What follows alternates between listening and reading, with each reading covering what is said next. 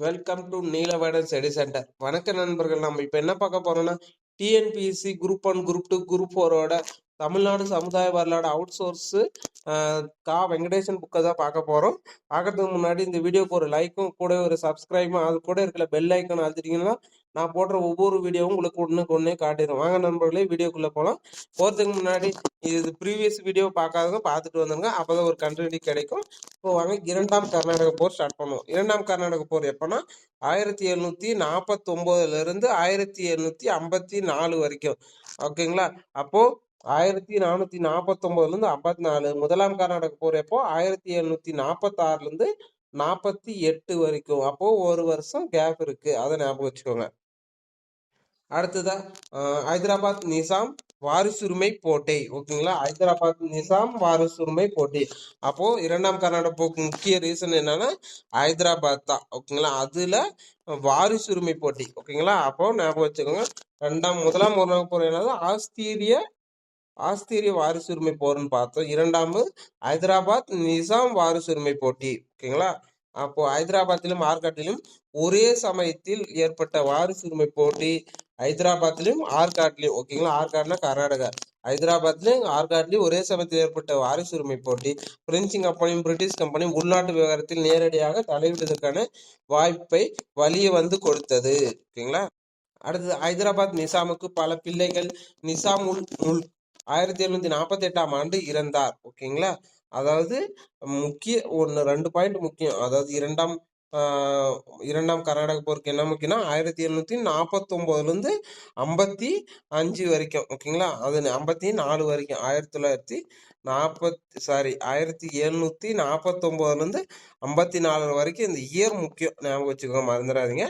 அடுத்தது இதுக்கான ரீசன் என்னன்னா ஹைதராபாத் நிசாம் வாரிசுரிமை போட்டி, இதையும் ஞாபகம் வச்சுக்கோங்க. ஓகேங்களா? அடுத்தது இது ரெண்டு பாயிண்ட் முக்கியம் ரொம்ப. இது வந்து புக் பேக்லயும் இருக்கு, இருந்தாலும் ஞாபகம் வச்சுக்கோங்க. ஓகேங்களா? அடுத்தது ஹைதராபாத் நிசாமுக்கு பல பிள்ளைகள். நிசாம் உல் முல்க் 1748 இறந்தார். ஓகேங்களா? ஹைதராபாத் நிசாமுக்கு பல பிள்ளைகள். நிசாம் உல் முல்க் 1748 இறந்தார். அவரது இரண்டாவது மகன் நாசிர் ஜங். ஓகேங்களா? நாசிர் ஜங் வந்து அவரது மகள் வழி பேரன். ஓகேங்களா? மகள் வழி பேரன் முசாபர் ஜங். ஓகேங்களா? அதாவது அவரது இரண்டாவது மகன், மகன் தான் இரண்டாவது மகன் நாசிர் ஜங். அவரது மகள் வழி பேரன் முசாபர் ஜங். மகன் நாசிர் ஜங்குக்கும் பேரன் முசாபர் ஜங்குக்கும் இடையே வாரிசுரிமை போட்டி ஏற்பட்டது. நாசிர் ஜங் ஆங்கிலேயரின் ஆதரவை கோர முசாபர் ஜங் டூப்ளேவின் உதவியை நாடினார். தங்களை தேடி வந்த வாய்ப்பை ஆங்கிலேயரும் பிரிஞ்சுகள் நன்கு பயன்படுத்தி கொண்டார். ஓகேங்களா? இப்போ இதுக்கு முக்கிய காரணம் யாருன்னு பார்த்தா நாசிர் சிங்கும் முசாபர் சிங்கும். ஓகேங்களா? அது ரெண்டு பேர் ஞாபகம் வச்சுக்கோங்க. நாசிர் சிங் வந்து இரண்டாவது மகன், முசாபர் சிங் வந்து மகள் வழி பேரன். ஓகேங்களா? மகள் வழி பேரன், இது ரெண்டு பேரும் முக்கியம்.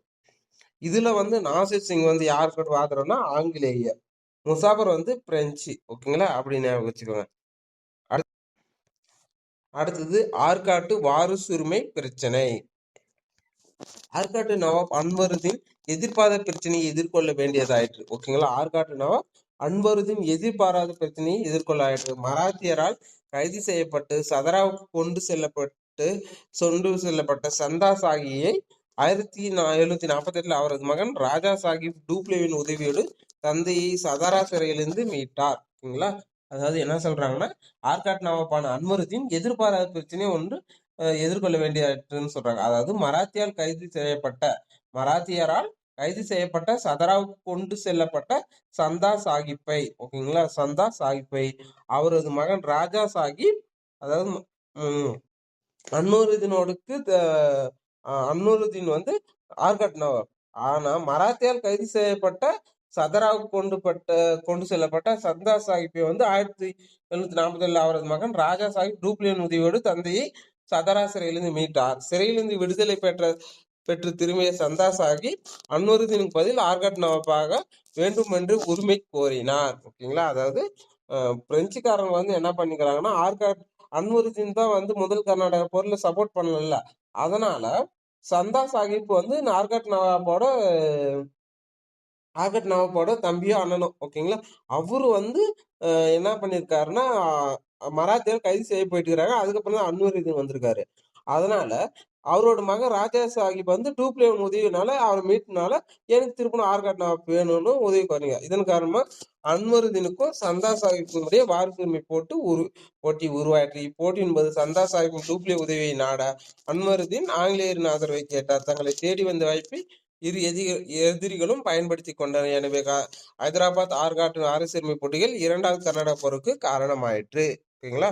அதாவது இதுக்கு என்ன ஸ்டோரினா, இரண்டாவது கர்நாடக போர் நாசிர் சிங் வந்து ஆங்கிலேயரும், அடுத்தது அன்வருதீனும் ஆங்கிலேயர், ஓகேங்களா. இவங்க ரெண்டு பேரும் ஆங்கிலேயர் நாடி இருக்காங்க.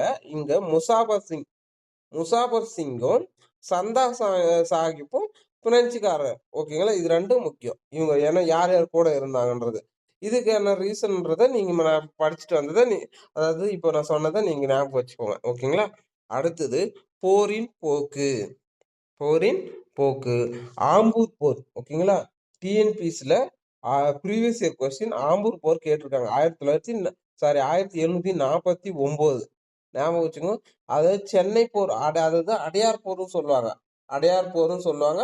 அப்படி இல்லைன்னா இன்னொரு போர் என்னன்னு சொல்லுவாங்க, அதான் சாந்தோம் போர், ஓகேங்களா. சாந்தோம் போர்னு கேட்கல, அடையார் போர்னு கேட்டிருக்காங்க டிஎன்பிஎஸ்ல. அடையார் போரும் ஆம்பூர் போரும் எப்பன்னு கேட்டா 1746 1749ன்றது இயர் ஞாபகம் வச்சுக்கணும், முக்கியம், ஓகேங்களா. இப்போ ஆற்காட்டு நவாபாக வேண்டும் என்ற ஆசையால் உந்தப்பட்ட சந்தா சாஹிப் ஹைதராபாத் நிசாமாக விரும்பிய முசாபர் சங்கம் சேர்ந்து கொண்டு அன்வருதீனுக்கு எதிராக சதி செய்தார். இவர்கள் இருவரும் பிரெஞ்சுகளின் உதவியோடு வட ஆற்காட் மாவட்டத்தில் உள்ள ஆம்பூரில் அன்வருதீனை தோற்கடித்தனர், ஓகேங்களா. அடுத்தது நவாப் போர்க்களத்தில் உயிர் துறந்தார். வெற்றியாளரான சந்தா சாஹிப் ஆர்காட் நவாபாக முசாபர் சங் ஹைதராபாத் நிசாமாகவும் பிரகடனப்படுத்தி கொண்டனர். இவரும் டூப்ளேவை சந்தித்து பெருமைப்படுத்தி நிலப்பகுதியும் தாராளமாக கொடுத்தனர். அடுத்தது திருச்சியில் முகமது அலி, ஓகேங்களா. திருச்சியில் முகமது அலி.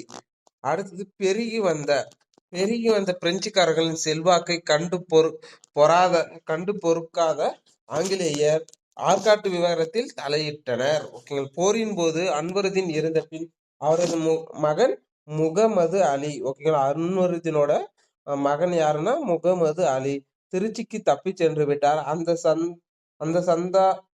சந்தர்ப்பத்தை பயன்படுத்தி கொண்ட சாந்தோம் முகமது அலிக்கு சொந்தமானது என்று கூறி அதை கைப்பற்றினர். ஆங்கிலேயர் இந்த கட்டடத்தில் ஆற்காட்டு நவாப்பை உறுதியாக ஆதரித்து அவர் பக்கம் நின்றனர். அது மட்டுமல்ல, அவர்கள் டூப்ளேயின் எதிரியையும் பிரெஞ்சுக்காரருக்கு எதிராக திருப்பினர். இதை அறிந்த டூப்ளே ஒரு படைப்பிரிவை திருச்சிக்கு அனுப்பினர், ஓகேங்களா. அதாவது ஆங்கிலேயர்கள் பொறாமைப்பட்டு என்ன பண்ணியிருக்காங்கன்னா, அன்வருதீன் இறந்த உடனே அவரது மகன் முகமது அலி, ஓகேங்களா. முகமது அலியை வந்து திருச்சியில் இருந்த சந்தோமுக்கு அங்கிருந்து கூப்பிட்டு வந்து அவர் வந்து ஆற்காட்டுக்கு இவர் தான் நவாப்பா இருக்கணும் அப்படின்னு சொல்லி இது இருக்காங்க. அதுக்கு அடுத்த இதுதான் வந்து திருச்சியில் முகமது அலி, ஓகேங்களா. அடுத்தது நாசிர் சிங் நடவடிக்கை, ஓகேங்களா. நாசிர் ஜங்கின் நடவடிக்கை. நாசிர் ஜங்குன்னா யாரு, அதாவது அன்வருதீன் இல்லை, ஓகேங்களா. அதாவது ஹைதராபாத்தோட நிசாமோட இரண்டாவது மகன் தான் நசீர் ஜங்னு பார்த்தோம். அவர் வந்து ஆங்கிலேயரை நாடினாரு, ஓகேங்களா. ஆனா முசாபர் சங் தான் வந்து ஜெயிச்சாரு, ஓகேங்களா. அவர் தான் வந்து பிரெஞ்சுக்காரன் நாடி இருப்பாரு, முசாபர் சங், ஓகேங்களா. இப்போ முசாபர் சங் சரண், ஓகேங்களா. முசாபர் சங் கைது செய்யப்பட்டிருக்கார். தக்கால ஆளுநரும் ஹைதராபாத் நிசாமன் நாசிர் சிங் தன் படையுடன் பாண்டிச்சேரிக்கு அருகாமையில் உள்ள வண்டலூர் வந்தடைந்தார். அவருடன் ஆங்கில படையும் சேர்ந்து கொண்டது. நசீர் ஜங்கின் போட்டியாளரும் டூப்ளேவின் ஆதரவுமான முசாபர் சங் சரணடைந்தார். அவரை கைது செய்த பின்னர் நசீர் சிங் ஆற்காட்டை அடைந்தார். நவாப் சந்தா சாஹிப் டூப்ளே நாசர் சிங் நேரடியாக சேராமல் பிரெஞ்சு தளபதி புஸ்லி தலைமையில் செஞ்சியை கைப்பற்றி கொண்டார், ஓகேங்களா. அப்போ புஸ்லி வந்து செஞ்சியை கைப்பற்றிருக்காரு, அதை ஞாபகம் வச்சுக்கோங்க. இதுவும் கேட்டிருக்காங்க ஒரு டைம். செஞ்சியை மீட்க சென்ற நசார் ஜங் கொல்லப்பட்டார், ஓகேங்களா. செஞ்சியை மீட்க சென்ற நசார் ஜங் கொல்லப்பட்டார். இதனால் பிரெஞ்சுக்காரர்களின் கை மேலோங்கியது. கைது செய்யப்பட்டிருந்த முசாபர் சங் விடுவிக்கப்பட்டார். விடுவிக்கப்பட்ட முசாபர் சங் பாண்டிச்சேரி சென்று டூப்ளேயை சந்தித்து நிலக்கொடையால் நன்றி செலுத்தினார். அதற்கு பரிசாக டூப்ளே முசாபர் சங் ஹைதராபாத் நிசாமாக அறிவித்தார். புதிய நிசாமின் வேண்டுகோளுக்கிணங்க பிரெஞ்சு தளபதி புஸ்லி வழி காப்பாளராக ஹைதராபாத் வரை சென்றார். சந்தா சாஹிப் ஆர்காட்டு நவாப் ஆனார். ஓகேங்களா. அடுத்ததா திருச்சி முற்றுகை ஆங்கில படை 1751 1754. இதுல ஆம்பூர் போர் எப்போன்னா அடையார் போர் எப்போன்றது ரொம்ப முக்கியம், ஞாபகம் வச்சுக்கோங்க. அடுத்தது திருச்சிக்கு தப்பி சென்ற முகமது அலியை கைது செய்வதற்காக, ஓகேங்களா, திருப்பிக்கு தப்பி சென்ற முகமது அலியை கைது செய்வதற்காக பிரெஞ்சு தளபதி லா ஆர்காட் நவாப் சந்தா சாஹிப்புடன் படையுடன் திருச்சியை முற்றுகையிட்டார். ஓகேங்களா. முகமது அலி யாருன்னா அன்வருதீனோட பையன். அவர் திருச்சி தப்பி சென்றதுனால பிரெஞ்சு தளபதி லா ஆர்கட் நவாப் சந்தா சாஹிப்புடன் படையுடன் திருச்சியை முற்றுகையிட்டார். தளபதி புஸ்லி நிசாமுக்கு பக்கபலமாக ஹைதராபாத்தில் இருந்தார். சந்தா சாஹிப் பிரெஞ்சு கூட்டணிக்கு எதிராக புனித டேவிட் கோட்டையின் ஆங்கில ஆளுநர் தாமஸ் சாண்ட்ரஸ் தஞ்சாவூர் மைசூர் மன்னர்கள் மற்றும் கூட்டி ஆட்சியை அமைத்த சந்தாஜி கோட்பட்டை ஆகியோரின் ஆதரவை பெற்றார். ஓகேங்களா. அதாவது கூட்டணி நிறைய பேர் ஆட் பண்ணியிருக்காரு. ஓகேங்களா. அதுக்கப்புறம் யாவற்றுக்கும் மேலாக திறமை மிக்க தளபதி மேஜர் லாரன்ஸ் ஆங்கில படைக்கு தலைமையேற்றார். ஆங்கில படைக்கு தலைமையேற்ற மேஜர் லாரன்ஸ். ஓகேங்களா. மேஜர் லாரன்ஸ் கீழ் பணிந்தார் திறமையின் துடிப்புக்கு இளைஞர் ராபர்ட் கிளைவ் முக்கியம். இவர் வரத்தாலும் பார்த்துக்கோங்க. இவர் தான் ஆங்கில ஆட்சிக்கு அடித்தளமிட்டவரே. ஓகேங்களா. அடுத்தது கிளைவின் கருத்து. திருச்சி முற்றுகையை முறியடிக்க ராபர்ட் கிளைவ் தளபதி சாண்டன் ஒரு யோசனை கூறினார். அவரது ஆற்காட்டை முற்றுகையிட்டால் திருச்சி முற்றுகை தளர்த்தப்படும் என்பதே அந்த யோசனை. ஓகேங்களா. அடுத்து கிளைவின் கருத்தால் பெரிதும் காரப்பட்ட தளபதி மேஜர் சாண்டர்ஸ் ஆற்காட்டை முற்றுகையிட்டும் பொறுப்பை கிளைவிடம் ஒப்படைத்தார். கிளைவ் ஆற்காட்டை முற்றுகையிட்டார். அவர் எதிர்பார்த்தபடியே திருச்சி முற்றுகையிட்டிருந்த சந்தா சாஹிப் பிரெஞ்சு படையின் கவனம் சிதறி ஆற்காட்டை காப்பாற்றுவதில் திரும்பியது. ஆங்கில படை எளிதில் திருச்சி முற்றுகையை முறியடித்தது. பிரெஞ்சு தளபதி ஜாக்வஸ் லாவின் முற்றுகை முயற்சி தோல்வியால் முடிந்தது. ஆர்காட் நவாப் கைது செய்யப்பட்டு முகமது அலியின் ஆலோசனைப்படி கொல்லப்பட்டார். அடுத்தது டூப்ளேவின் திட்டம் அடிபட்டு போயிற்று. இதற்கிடையே கிளைவ் காவேரி பக்கத்தில் வெற்றி பெற்று சென்னையை கைப்பற்றினார். சென்னை கைப்பற்றதோடு கூவாலங்கையும் செங்கல்பட்டையும் கைப்பற்றினார். ஓகேங்களா. அப்போ சென்னை திருமணம் எப்போனா 1752. அது ஞாபகம் வச்சுக்கோங்க. இப்போ இதுல முக்கியமான 2ஆம் கர்நாடக முக்கியமானது ராபர்ட் கிளைவ். ஓகேங்களா. அதை ஞாபகம். அவர் திருச்சி முற்றுகையும் போது அவர் சொன்ன யோசனை ஆற்காட்டை நம்ம அடிச்சா 2ஆம் பக்கமும் அவங்க போக முடியாது அப்படின்னு சொல்லி சொன்னதுதான் முக்கியமான காரணம். அடுத்தது விளைவு. ஓகேங்களா. அடுத்தது விளைவு. ஆர்காட் நவாப் சந்தா சாஹிப் பிரெஞ்சு ஆளுநர் டூப்ளே ஆகியோர் சாதகமாக துவங்கிய 2வது கர்நாடக போர் ஆங்கிலேயருக்கு சாதகமாக முடிந்தது. அடுத்தது ஆங்கிலேயரின் செல்வாக்கு பன்மடங்கு உயர்ந்தது. அதன் விளைவாக அவர்கள் சுதேச மன்னர்களின் ஆதரவை பெறுவது எளிதாயிற்று. ஆற்காட்டு நவாப் முகமது அலி ஆங்கிலேயருக்கு நன்றி கடன்பட்டு நிரந்தர ஆதரவாளர். சுருக்கக்கூறின் பிரெஞ்சு தோல்வியின் மீது ஆங்கிலேயர் தங்களது வெற்றி கொடியை உயர்த்தி பிடித்தனர். மதிப்பிழந்த டூப்ளேவின் பதவி பறிக்கப்பட்ட அவருக்கு பதில் போத்தோகு பாண்டிச்சேரி ஆளுநராக நியமிக்கப்பட்டார். அப்போ டூப்ளே அடுத்தது யாருன்னா கோ தேகு. ஓகேங்களா. அது ரொம்ப முக்கியம், அதையும் பார்த்துக்கோங்க. அடுத்தது ஆங்கிலேயருடன் ஒரு உடன்பாட்டிற்கு வந்தார். புதிய ஆளுநர் டூப்ளேவின் ஆதிக்க கொள்கையை நிராகரித்தார். முகமது அலி ஆர்காட் நவாபாக ஏற்றுக்கொள்ளப்பட்டார். ஓகேங்களா. அடுத்தது பிரெஞ்சுக்காரருக்கும் ஆங்கிலேயருக்கும் தங்கள் வசம் இருந்த இடங்களை தக்க வைத்துக் கொண்டனர். இருசாரணுமே சுதேசாச்சாரியின் உள் விவரம் தலையிடுவதில்லை என்று ஒப்புக்கொண்டனர். 2வது கர்நாடக போர் தமிழ்நாட்டில் ஆங்கில ஆதிக்க எழுச்சியின் அடையாளமாக அமைந்தது. இப்போ தமிழ்நாட்டில் ஆங்கில ஆதிக்க எழுச்சியின் அடையாளமாக அமைந்ததுன்னு 2வது கர்நாடக போர் பாத்தீங்கன்னா தமிழ்நாட்டில் ஆங்கில ஆதிக்க எழுச்சியின் அடையாளமாக அமைந்தது. அதோட இது இது எதன் உடன்படிக்கைக்கு வந்தாருன்னா பாண்டிச்சேரி உடன்படிக்கை. அதை ஞாபகம் வச்சுக்கோங்க. இங்க கொடுக்கல, ஆனா பாண்டிச்சேரி உடன்படிக்கைக்கு தான் வந்தாரு. ஓகேங்களா. பாண்டிச்சேரி உடன்படிக்கை ஃபர்ஸ்ட் பாத்தீங்கன்னா ஐலா சஃபேல். ஓகேங்களா. ஐலா சஃபேல் உடன்படிக்கை. 2வது பாத்தீங்கன்னா பாண்டிச்சேரி உடன்படிக்கை. ஓகேங்களா. இது ஞாபகம் முக்கியம். ஓகேங்களா. இதுவும் கேட்டிருக்காங்க டிஎன்பிசில. அடுத்தது 3வது கர்நாடக போர். ஓகேங்களா. 3வது கர்நாடக போர் 1757 1763 வரைக்கும். முதல் கர்நாடக போர் ஐரோப்பியில் பிரிட்டனுக்கும் பிரான்சுக்கும் இடையே நடைபெற்ற ஆஸ்திரிய வாசுரிமை போரின் எதிரொலி ஆகும். இது நம்மளுக்கு முன்னாடியே தெரியும், முன்னாடி பார்த்தோம். இரண்டாவது கர்நாடக போர் வந்து ஹைதராபாத் நிசாம் ஆர்காட்டு நவாப் ஆகிறது வாரிசுரிமை போட்டியின் விளைவாக நிலத்தப்பட்டதும் பார்த்துட்டோம். அடுத்தது மூன்றாவது கர்நாடக போர் மீண்டும் ஐரோப்பிய பிரிட்டனுக்கும் பிரான்சுக்கும் ஐரோப்பியாவில் பிரிட்டனுக்கும் பிரான்சுக்கும் துவங்கிய 7 ஆண்டு போரின் 7 இயர்ஸ் வார், ஓகேங்களா, அது ஞாபகம் வச்சுக்கோங்க. 7 ஆண்டு போரின் விளைவாகும். அதே மாதிரி மூன்றாவது கர்நாடக போர் வந்து 1757, ஓகேங்களா, 1763 ஞாபகம் வச்சுக்கோங்க. இந்த வருஷம் முக்கியம். 1757 1763. ஃபர்ஸ்ட் வந்து ஒரு வருஷம் கொஞ்சம் கேப் வரும், 1746 48. அடுத்தது 1749 54. அடுத்து 3 வருஷம் கேப் விட்டு தான் வருது, ஓகேங்களா. அதாவது 1757 1763 வரைக்கும், ஓகேங்களா. இது இயர் ஞாபகம் வச்சுக்கலாம். அடுத்தது 6 மாத காலமாகவே ஆளுநர் பதவியில் இருந்த கேத்தவுக்கு பதில் லோரிட் என்ற புதிய ஆளுநராக அனுப்பப்பட்டார், ஓகேங்களா. அப்போ ஃபர்ஸ்ட் டூப்ளே, அடுத்தது கேத்தேக்கு, அடுத்தது லோரிட், ஓகேங்களா. அது ஞாபகம் வச்சுங்க. லோரிட் மொத்தம் 3 பேர் பிரெஞ்சு, ஓகேங்களா. அடுத்தது அதோடு தாமஸ் ஆர்தர் என்ற லாலி பிரெஞ்சு அரசின் அரசு பிரதிநிதியாக நியமிக்கப்பட்டார். முதல் அரசு பிரதிநிதியாக பிரெஞ்சில் யாருன்னு பார்த்தீங்கன்னா லாலி, அதை ஞாபகம் வச்சுங்க.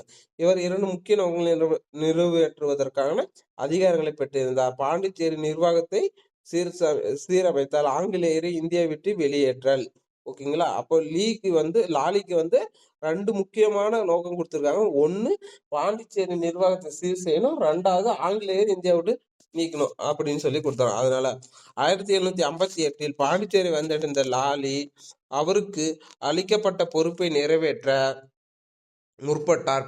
எனவே பிரெஞ்சுக்காரின் ஆதிக்க ஆசையை 3வது கர்நாடக போருக்கான முடிவு முக்கிய காரணம், ஓகேங்களா. அடுத்தது லாலியின் அதிரடி நடவடிக்கைகள்.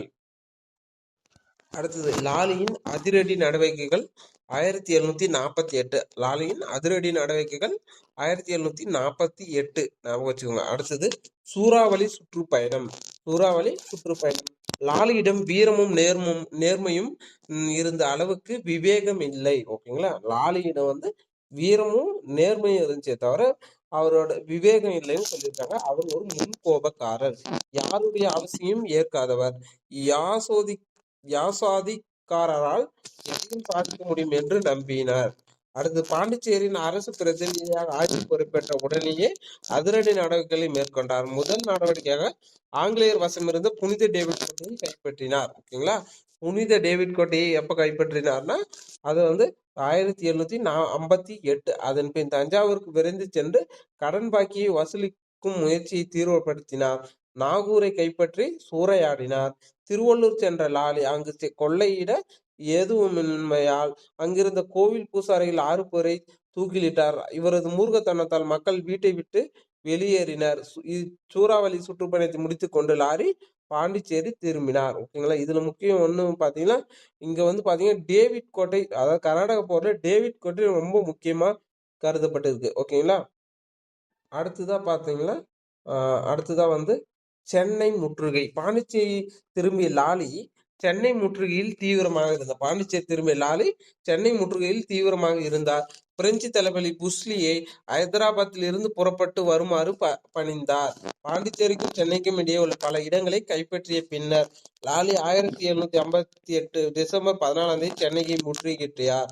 அடுத்த ஆண்டு துவக்கத்தில் பீரங்கி தாக்குதலை துவங்கினார். ஆனால் சென்னை ஆளுநர் ஜார்ஜ் பிகட், ஓகேங்களா, ஜார்ஜ் பிகட் சென்னை பலமாக பாதுகாத்தார். அவருக்கு உதவியாக திருச்சியிலிருந்து ஒரு படைப்பிரிவும் செங்கல்பட்டிலிருந்து மற்றொரு படைப்பிரிவும் சென்னைக்கு வந்து சேர்ந்தன. இவற்றோடு ஆங்கில படையும் சேர்ந்து கொண்டது.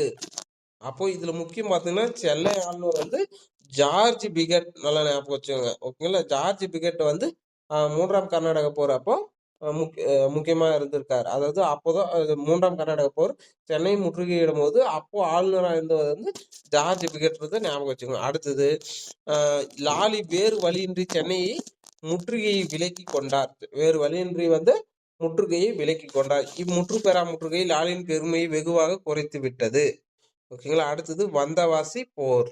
வந்தவாசி போர் ஒரு டைம் கேட்டிருக்காங்க டிஎன்பிஎஸ்சியில் 1760 ஞாபகம் வச்சுக்கோங்க.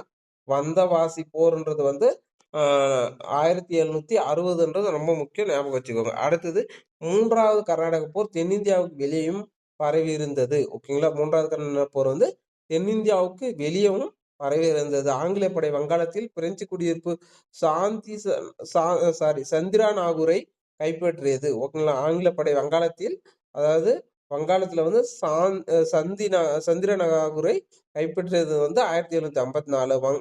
வங்காளத்தில் இருந்த தளபதி போர்ட்டோ வின் தலைமை விசாகப்பட்டினம் வந்து பிரெஞ்சு படையை ராஜமுந்திரியில் தோற்கடித்தது. ஓகேங்களா. விசாகப்பட்டினம் வந்துச்சு. ஓகேங்களா. அதாவது வங்காளத்தில் இருந்த தளபதி யாருன்னா போர்ட்டோ தலைமையில் விசாகப்பட்டினம் ஆந்திராவுக்கு வந்து பிரெஞ்சு படையை ராஜமுந்திரிலிருந்து தோற்கடித்தது. அடுத்த ஆண்டு போர்ட்டே பசுலிப்பட்டினத்தை கைப்பற்றி குண்டூரை தவிர பிற வட சர்க்கார் பகுதியை கஞ்சம், விசாகப்பட்டினம், கோதாவரி, கிருஷ்ணா உடன்படிக்கையின் மூலம் பெற்றுக்கொண்டார். ஓகேங்களா. இதுல வந்து பாத்தீங்கன்னா இந்த பேராகிராஃப் 3வது தென்னிந்தியாவிலையும் பரவி இருந்தது ஒண்ணு. ஆனா போர்ட்டே வந்து ரொம்ப முக்கியமான இருக்காரு. ஏன்னா அவர் வந்து சந்திரா நாகூரையும் கைப்பற்றிருக்காரு. அடுத்து விசாகப்பட்டினம் வந்து ராஜமுந்திரி, அது மசிலிப்பட்டினத்தையும் கைப்பற்றிருக்காரு. ஓகேங்களா. அப்படி சொல்லி கொடுத்துருக்காங்க. அடுத்தது பார்த்தீங்கன்னா வந்தவாசி போர். வந்தவாசி போர்ல வந்து பாத்தீங்கன்னா இதற்கிடையே பிரெஞ்சு படை ஆங்கில படையை காஞ்சிபுரத்தில் தோற்கடித்தது. எனினும் பிரெஞ்சுக்காரர் இந்த வெற்றியை தங்களுக்கு சாதகமாக பயன்படுத்தி கொள்ள தவறிவிட்டனர். இதற்கிடையே படையை காஞ்சிபுரத்திற்கு தோன்றது. ஓகேங்களா. அப்போ பிரெஞ்சு படை வந்து ஆங்கில படையை வந்து காஞ்சிபுரத்தை தோற்கடிச்சுனுங்குது. ஆனா இந்த வெற்றியை வந்து தங்களுக்கு சாதகமாக பயன்படுத்தி கொள்ள தவறிட்டாங்க. ஓகேங்களா. அதற்கு காரணமாக நிதி நெருக்கடியும் படை வீரர்களின் கிளர்ச்சியும் ஆகும். பிரெஞ்சு தளபதி தோல்வியடைந்து காயமுற்று சோழமண்ட கடற்கரை விட்டு வெளியேறினார். அதே சமயம் அயர்குட் ஒரு வலுவான ஆங்கில படையுடன் படையுடன் வந்து சேர்ந்தார். ஆங்கில படையும் பிரெஞ்சு படையும் வடாரகட் மாவட்டத்தில் உள்ள வந்தவாசியில் சந்தித்து போரிட்டனர். இப்போரில் லாலி தோற்கடிக்கப்பட்டார். உஸ்லி கைது செய்யப்பட்டார். வந்தவாசி தோல்வி தமிழ்நாட்டில் பிரெஞ்சுக்காரின் தலைவிதியை நிர்ணயித்தது எனலாம். ஓகேங்களா. இது வந்தவாசி போர் எப்போ பார்த்தோம்? 1760 ஜனவரி 22 ஞாபகம் வச்சுக்கோங்க. ஜனவரி 22. ஆனா வந்தவாசி வீரர் யாருன்னு கேட்டா சர் அயர்குட். ஓகேங்களா. சர் அயர்குட்ன்றவரை ஞாபகம் வச்சுக்கோங்க. இதுல கொடுக்கல, ஆனா நம்ம முக்கியமா புக்ல கொடுத்துருக்கோம். சர் அயர்குட்ன்றவர் தான் வந்து பாத்தீங்கன்னா வந்தவாசி வீரர். ஓகேங்களா. ஆங்கில படையோட தளபதியா இருப்பாரு. அவர் தான் வந்து பிரெஞ்சு பட தளபதி எல்லாரையும் துவம்சம் பண்ணியிருப்பாரு. ஓகேங்களா. அடுத்தது பாண்டிச்சேரி வீழ்ச்சி. பாண்டிச்சேரியின் இரும்பு மனிதர் என்று கருதப்பட்ட லாலி தோல்விக்கு மேல் தோல்வியை சந்திக்க வேண்டியதாயிற்று. மைசூர் ஐதர் அலியின் செய்தி கொண்ட உடன்படிக்கை அவருக்கு கை கொடுக்கவில்லை. அயர்குட். ஓகேங்களா. ஞாபகம் வச்சுக்கோங்க. இங்கதான் இருக்கு பாருங்க. அயர்குட். சர் அயர்குட் தான் வந்தவாசி வீரர். ஞாபகம் வச்சுக்கோங்க. தலைமையில் வந்த ஆங்கிலப்படை பாண்டிச்சேரிக்கு பக்கத்தில் உள்ள வில்லியனூரை கைப்பற்றியது. பின்னர் பாண்டிச்சேரி முற்றுகையிடப்பட்டது. வளமோடு இருந்த பாண்டிச்சேரியின் வறுமையின் பிடியில் சிக்கி வீழ்ந்தது. அதைத் தொடர்ந்து செஞ்சியும் ஆகியும் வீழ்ந்தன. இப்போது ஐரோப்பில் பிரிட்டனும் பிரான்ஸ் செய்து கொண்ட பாரிஸ் உடன்படிக்கை 3வது முடிவுக்கு கொண்டு வந்தது. ஓகேங்களா. பாரிஸ் உடன்படிக்கை ஃபர்ஸ்ட் வந்து ஐலசபெல், 2வது பாண்டிச்சேரி, 3வது பாரிஸ். 3 ஞாபகம் வச்சுக்கோங்க. அதன் விளைவு. அடுத்தது விளைவு. பாரிஸ் உடன்படிக்கையின் விளைவாக டூப்ளேயின் ஆக்கிரமிப்புக்கு முன்பு இருந்த நிலப்பகுதிகளை பிரெஞ்சுக்காரர்களுக்கு திரும்பி கொடுக்கப்பட்டன. ஓகேங்களா. டூப்ளே வந்து தான் ஸ்டார்ட் பண்ணாரு. அதாவது மற்ற இடத்துல பிடிக்கணும், ஆக்கிரமிப்பு பண்ணணும்னு. ஓகேங்களா. அதுக்கு முன்னாடி இருந்த பிரெஞ்சு பகுதியை கொடுத்துட்டாங்க. அடுத்து பிரெஞ்சர் தங்கள் நடவடிக்கைகளை வர்த்தகோடு மட்டும் நிறுத்தி கொள்ள வேண்டும் என்பது நிபந்தனை விதிக்கப்பட்டது. அடுத்தது ஆங்கிலேயர் வட சர்க்கார் பகுதியை தக்க வைத்துக் கொண்டனர். முகமது அலி ஆத்கட்னா பதவி உறுதி செய்யப்பட்டது. தமிழ்நாட்டில் பிரெஞ்சு ஆதிக்கம் முடிவுக்கு கொண்டு மலையை பிடிக்க முயன்றவர்களுக்கு மலையாளிகள் கிடைத்தது. மதிப்பிழந்த தாய்நாடு திரும்பிய லாலி பாஸ்டில் சிறையில் அடைக்கப்பட்டு பாரிஸில் சிறைதேசம் செய்யப்பட்டார். அப்போ இதுல முக்கியம் வந்து பாத்தீங்கன்னா ஆக்கிரமிப்பு நிலப்பகுதி வந்து டூப்ளேக்கு ஆக்கிரமிப்பு முன்பு இருந்த பகுதி மட்டும்தான் கொடுத்தாங்க. ஒண்ணு முக்கியம். அடுத்தது வர்த்தகம் மட்டும்தான் இருக்கணும் அப்படின்னு சொல்லி கொடுத்துருக்காங்க. இது 2 பாயிண்ட் முக்கியம், ஞாபகம் வச்சுக்கோ. அடுத்து பாரிஸ் உடன்படிக்கை, அது 1763 ஞாபகம் வச்சுக்கணும். இது வரைக்கும் வரைக்கும் முதல் கர்நாடகம், 2ஆம் கர்நாடகம் பார்த்துட்டோம். இதுக்கு ஏதாவது டவுட் இருந்தால் கமெண்ட் பண்ணுங்க. அது கூடவே ஒரு சப்ஸ்கிரைப் பண்ணுங்க. Thank you guys.